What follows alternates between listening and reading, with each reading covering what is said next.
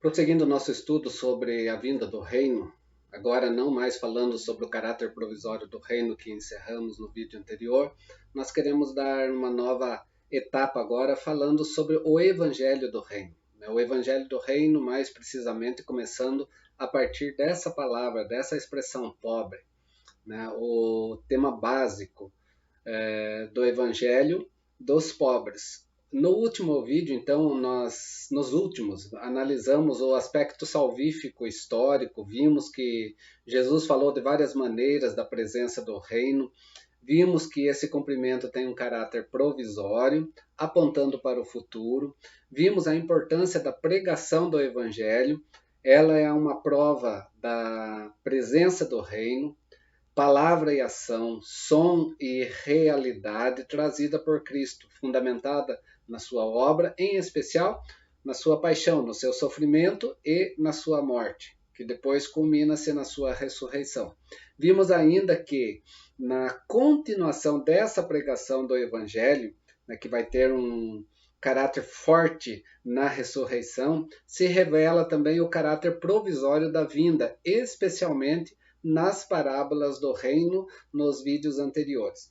Tudo isso nos leva a perguntar a respeito do conteúdo desse evangelho ou do evangelho, o material, a estrutura interna e o intuito dele. O evangelho do reino ele consiste em duas partes inseparáveis: o dom ou a salvação que é concedida no evangelho, a exigência ou o mandamento em que o evangelho se expressa. Essas duas partes são inseparáveis. Dom contém o mandamento e o mandamento faz parte da salvação que é proclamada. Mas convém distinguir entre os dois aspectos do evangelho do reino. Por quê? O evangelho do reino não é algo completamente novo. Ele pressupõe toda a história anterior da salvação, da qual ele é o cumprimento. Por isso, nós temos que olhar agora as bases da pregação de Jesus.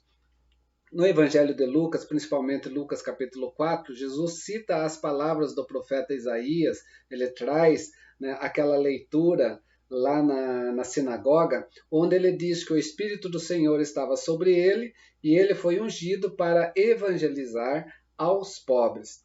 Logo, o Evangelho do Reino, então, se caracteriza como um evangelho dos pobres, pobres de espíritos, aos quais pertence o reino. Essa relação íntima entre os pobres e o reino deve ser levada em conta, se nós quisermos então compreender o significado do evangelho. Os pobres e pobres de espírito são expressões que se encontram especialmente já lá no Velho Testamento, nos Salmos e nos profetas. Nós não vamos ter na lei, mas naquela divisão tríplice no Velho Testamento, as leis, salmos e profetas, nos salmos e profetas, então nós temos essa expressão que já está ali, e vai apontar para o Messias que vai trazer então o quê? Uma realidade nesses. Logo, no Antigo Testamento são aqueles que sofrem injustiças por causa da sociedade onde eles estão vivendo. São socialmente oprimidos. Estes são então designados pobres de espíritos, quando demonstram a prontidão de suportar o sofrimento de forma humilde. Suportam o sofrimento dos seus opressores, esperando somente em Deus a solução para isso. Temos que entender então aqui, o pobre é equivalente ao pobre de espírito, que também é equivalente ao manso, que por vezes também é chamado de humilde. Os socialmente oprimidos, então, suspiram debaixo da força e da injustiça e esperam somente em Deus. Esses socialmente oprimidos não pagam a injustiça com a injustiça. Por isso, eles são chamados pobre de espírito. Que no Antigo Testamento, então, buscava o quê? Somente em Deus a resposta, o conforto, conforto da promessa de uma salvação divina vindoura para eles E a estes que eram o verdadeiro povo de Deus, né? E essa promessa vai estar na chegada do Messias. O verdadeiro povo de Deus, então, é encarado nesses termos na literatura judaica mais recente, né? Na pré-literatura cristã, especialmente nos Salmos de Salomão, escrito quando? Quando os judeus estavam dispersos, estavam na diáspora. Isso lá no Velho Testamento. Neste pano de fundo histórico, então, nós podemos compreender o quê? Que pobre de espírito e manso, também humilde, mostram os portadores da promessa salvífica.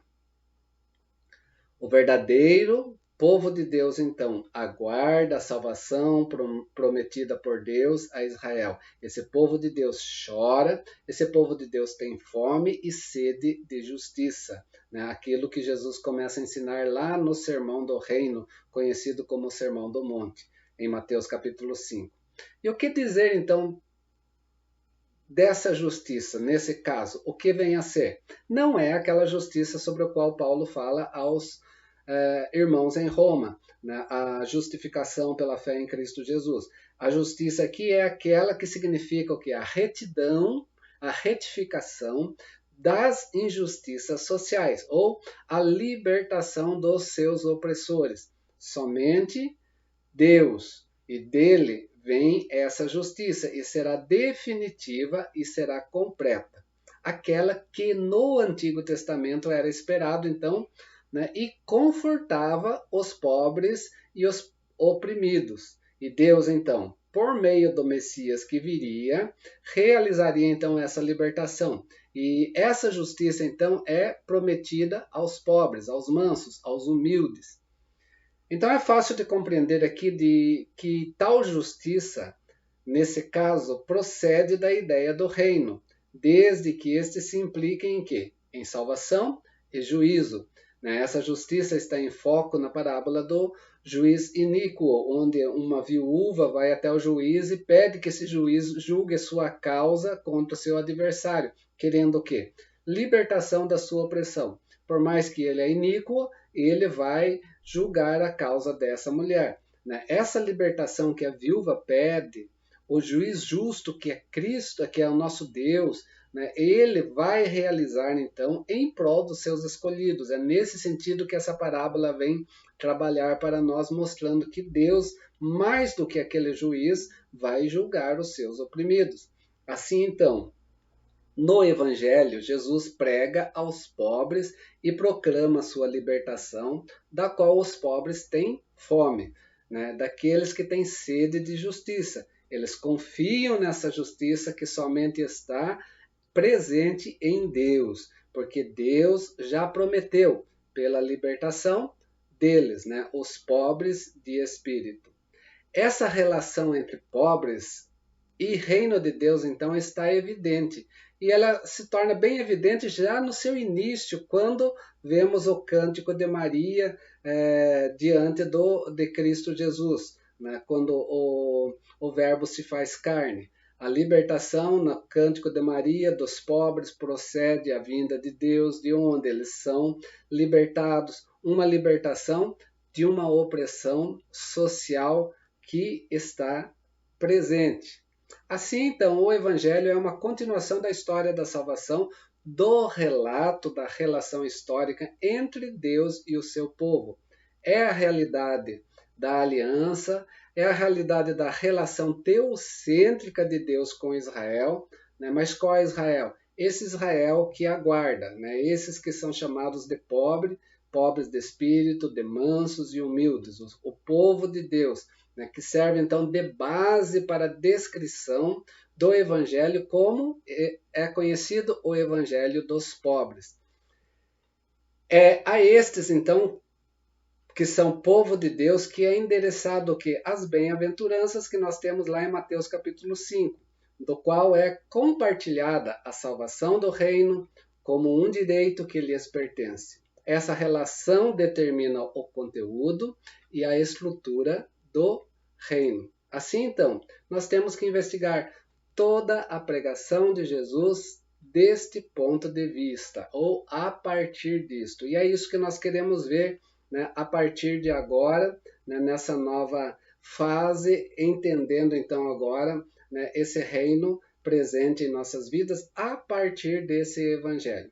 Semana que vem não, desculpa, no próximo vídeo nós vamos falar sobre a nova aliança, nesse ainda tema básico em relação ao quê? Ao evangelho do reino agora, não mais o caráter provisório, mas falando agora do evangelho do reino. Que Deus nos abençoe e que nós possamos prosseguir, né, nos próximos vídeos, entendendo de uma forma plena e presente agora, a partir da proclamação do Evangelho, entendendo o que Jesus queria trazer para nós de ensinamento, também para nós, né, que somos povo de Deus sobre a face da terra. Deus assim o abençoe, forte abraço, até o próximo.